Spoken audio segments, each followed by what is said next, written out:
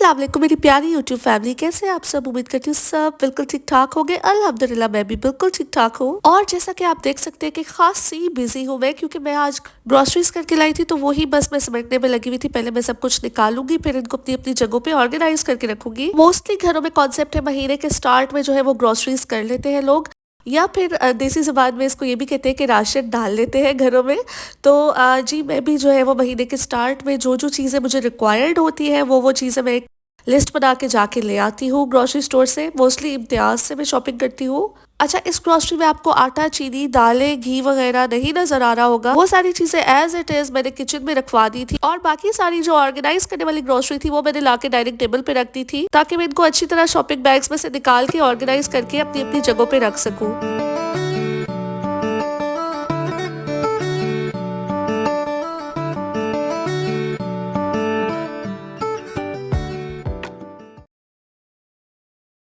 अच्छा, इन ग्रोसरीज में से बहुत सारी चीजें फ्रिज में रखने वाली थी और बहुत सारी चीजें कैबिनेट्स में रखने वाली थी। अच्छा, जो vegetables, chicken, meat, mutton, fish वगैरह ये मेरी बाय वीकली आती है, यानी 2 वीक्स के बाद मैं इनकी शॉपिंग करती हूँ। हर 2 वीक्स के बाद सब्जी और गोश्त वगैरह मैं जो है वो जाके दोबारा ले आती हूँ। बट जो बाकी ग्रोसरीज होती है वो मैं मोस्टली कोशिश करती हूँ कि मेरे घर में एक ही दफा महीने के स्टार्ट में सारा कुछ जो है वो पूरा हो जाए। अच्छा, ग्रोसरीज ऑर्गेनाइज करने से पहले मैं मेक श्योर करती हूँ कि मैं डी क्लटर कर लूँ फ्रिज को भी और कैबिनेट्स को भी। एक्चुअली ये काम मैं ना 1-2 दिन पहले करती हूँ ग्रोसरीज लाने से, बट आज जो है ना वो मैं बस कुछ रीजंस की वजह से पहले नहीं कर सकी, तो आज ही मैं क्लीनिंग भी करूंगी।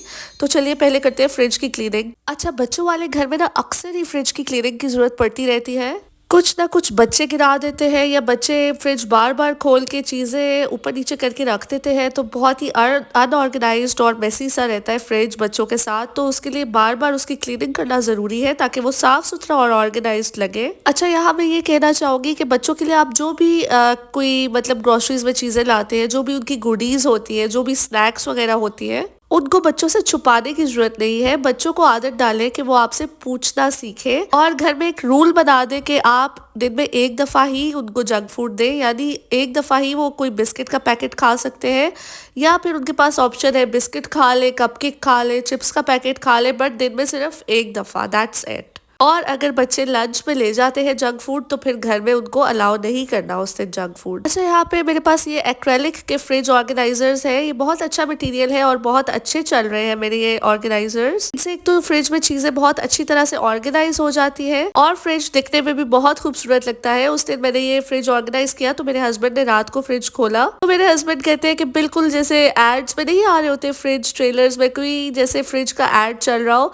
बिल्कुल वैसा सेट हुआ हुआ है फ्रिज। ये छोटी छोटी चीजें होती है जो घर के माहौल पे बहुत ज्यादा इफेक्ट डालती है। आपका घर ऑर्गेनाइज्ड होगा, आपकी अलमारियां, आपके कैबिनेट्स, आपका फ्रिज, आपका ओवरऑल पूरा घर साफ सुथरा और ऑर्गेनाइज्ड होगा ना, तो आप देखेंगे कि आपके घर में जो है ना वो बहुत ही पॉजिटिव वाइब्स हर तरफ से आएंगी। और एक दफा आपको अगर आदत पड़ जाए ना ऑर्गेनाइज करने की, तो फिर आप अनऑर्गेनाइज तरीके से रह ही नहीं सकते। फिर आपको खुद जो है ना वो शौक आ जाता है कि साथ साथ हर चीज ऑर्गेनाइज करके रखती जाए। यहाँ पे वेजिटेबल्स भी मैं एक कंटेनर में रखूंगी, क्योंकि कराची का मौसम ऐसा है ना कि कराची के मौसम ने मुझे फोर्स कर दिया है कि मैं मैदा, बेसन, आटा सब कुछ फ्रिज के अंदर ही स्टोर करके रखूं, क्योंकि भाई यहाँ पे ह्यूमिडिटी इतनी है कि यहाँ पे ना हर चीज में कीड़े और वो जो सुंडियां नहीं होती छोटी छोटी वो पड़ जाती है। और फिर मेरा तो उनको छान के यूज करने का दिल ही नहीं करता कि इतने कीड़ों वाला मैदा और बेसन और आटा कौन यूज करे। तो मेरे साथ एक दफा बुरा हो चुका है, तो अब जो है ना वो मैं फूंक फूंक के कदम रखती हूँ, और हर दफा जब भी मैं मैदा, बेसन, आटा लेके आती हूँ, तो मैं मेक श्योर करती हूँ कि वो फ्रिज की जो नीचे स्टोरेज बास्केट है, जहाँ पे वैसे लोग वेजिटेबल्स रखते हैं, वहां पे मैं जो है ना वो अपना आटा, मैदा, बेसन और दालें वगैरह स्टोर करके रखती हूँ। और इसके साथ साथ फ्रूट्स भी जो है वो मैं फिर ऊपर ही रखती हूँ, फ्रिज वाले एरिया में ही, बास्केट्स में नहीं रखती, क्योंकि बास्केट्स तो पहले ही फुल ही होती है, तो उनमें तो वैसे ही जगह नहीं होती कुछ भी और रखने की। और यहाँ आप देख सकते हैं मैंने डिफरेंट जो भी पीने वाली चीजें थी, खाने वाली चीजें थी, सब मैं अरेंज करके रख रही हूँ। और जो देसी फ्रिज की पहचान होती है ना जी, वो होता है गूंदा हुआ आटा, बचा हुआ सालन, बचे हुए कई सालन, बल्कि जो कि एक टाइम के अंदर ही फ्रिज के अंदर सब स्टोर हुए हुए होते हैं। तो उनको भी आप देखिए मैंने कितने ऑर्गेनाइज तरीके से रखा है, ताकि वो बुरे भी ना लगे, और प्रॉपर मैंने उनके लिए भी कंटेनर्स रखे हुए हैं, ताकि जो है ना वो कोई भी चीज फ्रिज के अंदर अनकवर्ड ना हो और पड़े हुए बुरी भी ना लगे। अच्छा, साइड डोर में आप देख सकते हैं कि अदरक लहसुन के पेस्ट के जार्स पड़े हुए हैं और उसके साथ साथ जो ग्रीन चटनी के जो पेस्ट होता है वो भी पड़ा हुआ है, जो दही में मिक्स करें तो रायता बन जाता है। और उसके साथ साथ अभी ये आप जो भी देख सकते हैं, मैं चटनियाँ और जो जैम अचार वगैरह है वो सब कुछ रख रही हूँ अंदर।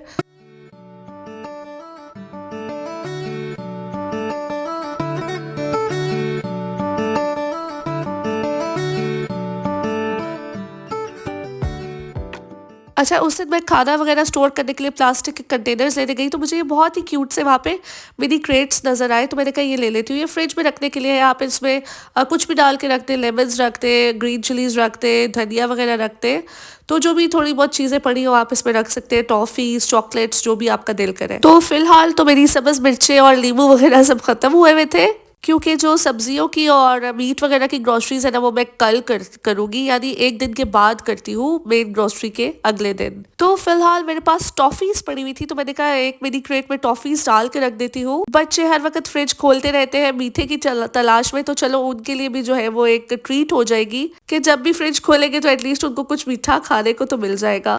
अच्छा, मेरा फ्रिज ऑर्गेनाइज हो चुका था और यहाँ पे मैं फ्रीजर की तरफ आ गई थी। फ्रीजर जो है ना वो खासा अनऑर्गेनाइज था, फ्रिज तो फिर चलो ऑर्गेनाइज ही रखती हूँ मैं, बट फ्रीजर जो है ना वो पता नहीं क्यों इतना वैसी हुआ था। बहरहाल मैंने जो है वो बिस्मिल्लाह पढ़ के काम शुरू कर दिया और यहाँ पे जो है वो मैंने फिश को मैरिनेट करके रखा हुआ था, तो वो मैंने पहले ट्रे में रखा हुआ था, मैंने फिर जिपलॉक बैग में डाल के मैरिनेटेड फिश को रखा, फिर जो है वो ये जो भी रैप्स की टॉर्टेला रैप्स की जो रोटी होती है वो रख रही थी मैं, और साथ साथ शामी कबाब जो है वो कुछ बाहर भी पड़े हुए थे ट्रे में, तो वो सारे मैं जिपलॉक बैग्स में डाल डाल के तो है जो है वो सेट कर रही थी।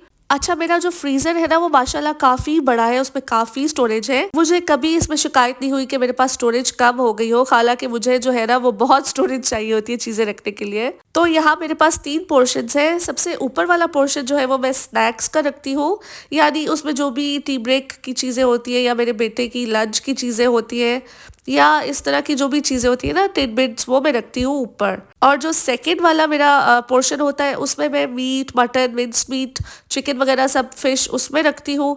तो सेकंड वाला जो पोर्शन है ना वो मेरा मीट वगैरह का होता है, बीफ, मटन वगैरह। अच्छा, जो थर्ड वाला पोर्शन होता है ना उसमें मैं रखती हूँ जो भी कोई अगर करी बची हुई हो, कोई मेरे पास जो भी मैं पेस्ट बनाती हूँ ग्रेवीज के लिए, जैसे टमाटर और अनियंस का पेस्ट, टमाटर और अनियंस का पेस्ट, सॉरी। तो इस तरह की चीज़ें जो है ना वो थर्ड वाले खाने में होती है। जो भी मसाला, कोई ग्रेवी बची हुई हो, कोई हलीम बच जाए तो वो फ्रीज कर देती हूँ, चने बॉईल करके फ्रीज करने हो तो वो मैं थर्ड वाले में रखती हूँ। इस तरह की जितनी भी चीज़ें होती है ना वो मैं थर्ड वाले में रखती हूँ। अच्छा, और जो साइड डोर होता है ना उसमें मैं वेजिटेबल्स काट के फ्रीज कर देती हूँ, जैसे अभी आप देख सकते हैं भिंडी फ्रीज हुई हुई है, बंद गोभी फ्रीज हुई हुई है, फूल गोभी फ्रीज हुई हुई है, कुछ टमाटर प्याज भी फ्रीज हुए हुए हैं। तो ऐसे जितनी भी वेजिटेबल्स होती है ना वो मैं साइड डोर में इस तरह जिपलॉक बैग्स में काट के डाल के फ्रीज कर देती हूँ, ताकि मेरे लिए आसानी रहे।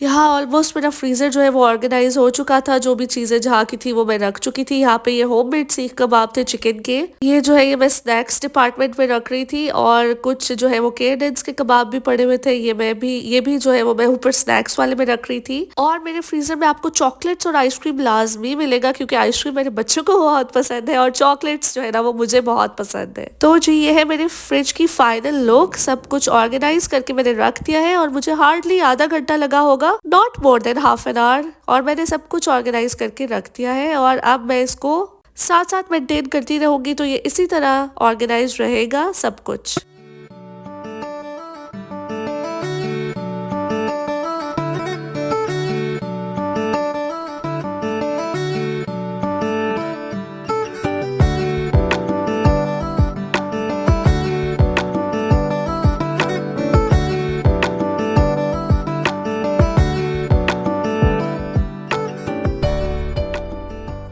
अच्छा, अच्छा, ग्रोसरी वाले दिन बंदा आराम नाम की चीज तो भूल ही जाए ना, क्योंकि इतना काम होता है करने को। पहला मिशन होता है ग्रोसरीज करके लाना और दूसरा मिशन होता है उनको ऑर्गेनाइज करना। और आजकल तो दिन इतने छोटे छोटे हैं कि इन्हीं 2 मिशन में पूरा दिन ही गुजर जाता है। खैर, अब मैं फ्रिज वगैरह ऑर्गेनाइज करके आ गई थी किचन में, जहाँ पे मुझे बाकी बची हुई ग्रोसरीज रखनी थी। और जो कैबिनेट आप देख रहे हैं, इन्हीं में मैंने बाकी ये ग्रोसरीज फिट करके रखनी थी। बच्चों की गुडीज का कैबिनेट और है, वहाँ पे मैंने बच्चों की गुडीज रखनी थी, वो मैंने कर दिया था ऑर्गेनाइज पहले ही। मैंने कहा फिर व्लॉग बहुत लंबा हो जाता है, तो मैंने कहा कि बस जो अभी मैं ऑर्गेनाइज करने लगी हूँ ना जगह, वो मैं आपको दिखा देती हूँ कि कैसे करूंगी।